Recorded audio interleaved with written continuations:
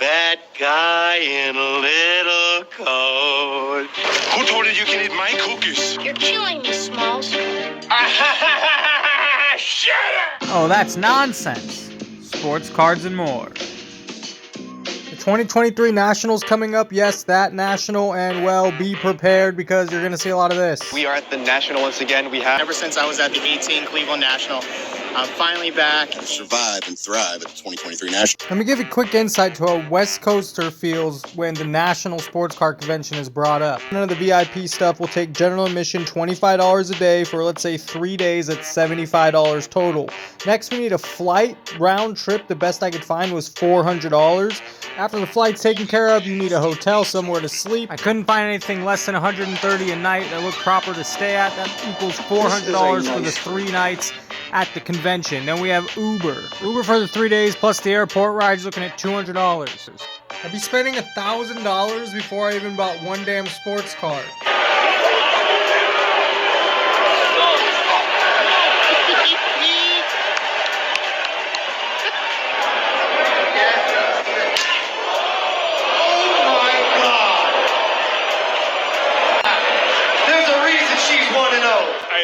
Thank God it wasn't me that got slapped. Wrestling card just hit different. WWE has a new deal with Fanatics to sell merchandise and collectibles live events. I take that $1,000 I'd save by not going to the National, and I'd buy this 1979 Diego Maradona PSA 6 and just sit on it for a long while.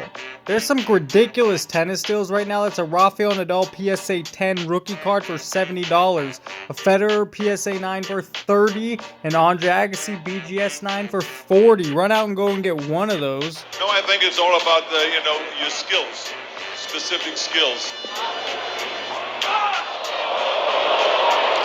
Oh! I seen him wobble a little bit. Here we go. Mad Max. Oh! Mad Max.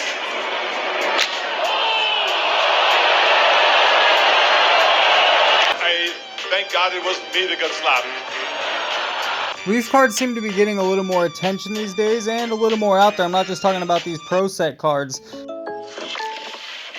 Jake from State Farm. Not Jake from State Farm, but Macaulay Culkin, Samuel L. Jackson, Clint Eastwood. These are decent autos. They get creative with their stuff, such as this Mike Tyson Punch-Out or axe throwing cards.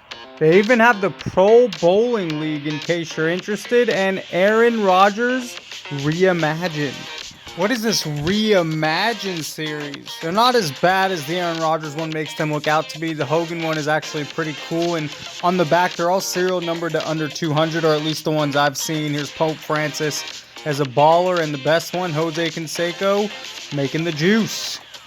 A problem is seeing your colleagues use drugs, steroids, and so on. Is that what you mean? Like I've said earlier, I'm not going to go into the past and talk about my past. Okay, so you have a blockbuster year in 86. And then in 87, Mark McGwire joins the A's. Yes. Amazing guy. Of course we all used PEDs in that time, but where did this Leaf product come from? If you collected in the 90s, I'm sure you remember cards like this, Larry Walker's Rookie or Frank Thomas. One would be right to assume this is the same company, but it's not. The original Leaf International was started in 1940 by Sol S. Leaf. Started as a gum company, and like any other gum company, they decided to make some baseball cards. In 1948, Leaf introduced the first color post-World War II baseball set, and in 1949, well, they reintroduced Whoppers. Over the next 4 decades, Leaf would go on to acquire Jolly Rancher, Payday, Milk Duds, and Heath. And in 1983, the same year Leaf acquired Jolly Rancher, they acquired a trading card company named Don Russ. By 1993, Leaf was the 4th largest candy producer in North America. However, soon things there would fall apart. All those candy brands, well, they merged into Hershey's. Leaf International was no more. And what happened to the card company Don Russ? Well, they became Pinnacle.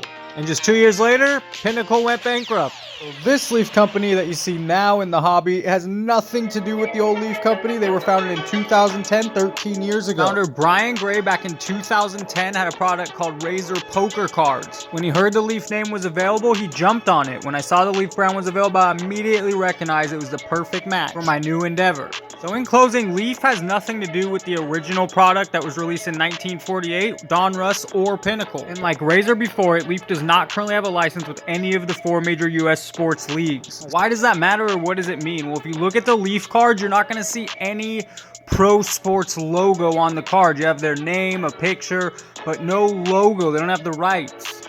By not having a licensing deal, it holds Leaf a little less credible than big name companies like Fanatics with Topps or Panini. But depending how these companies handle themselves over the next few years, maybe Leaf is carving out a nice niche in the market. This is me shooting for the stars and hoping for that In-N-Out endorsement one day. Hit me up, In-N-Out. Comment below, who has the best fast food burger? On Wednesday, Domingo Germán becomes the 24th pitcher in MLB's long history to throw a perfect game. This happened just 1 month prior. It has to do with the umpires checking Domingo Germán for a foreign substance. They do this with all pitchers on all teams. Germán, with this very same crew a few weeks ago, he's out of the game. They just threw Germán out of the game. Germán got suspended for 10 games for what they call the sticky stuff, and he did not appeal the ruling. Just 6 weeks later, this happens. Grounded to third. Donaldson has it. There it is.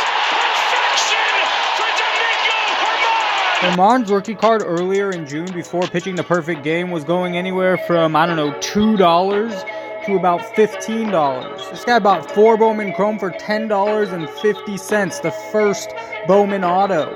Here's a couple more 2015 autos selling for under $10 after pitching the perfect game. His auto going for $100 to $150. Hit the like button to help the channel grow, and subscribe to never miss an episode. On Monday and Friday I release Oh the Nonsense, sports cards and more. And every Sunday I dissect one player and their rookie card, going over price and PSA pop count. The 2020 Team Rocket Dark Charizard First Edition sold for a record high $2,100 on June 22nd, last selling for $1,400 back on March 26th. 1998 Michael Jordan exclamation point PSA 10 pop of just 8 sold for $18,000 June 28th, last selling for $11,000 back in the summer of 2022. Finally, we have the 1993 Magic the Gathering Mox Ruby Beta. This is a BGS 8. There's only 30 in that pop count, selling for $7,600. Last sold for $7,000 back January 25th, 2023. My goodness, I can gladly report we're 0 days without nonsense. What up, everybody? This is Robert Ory, aka Big Shot Bob, and you're watching Professional Sports Cards. Hey, by the way, go buy my rookie card.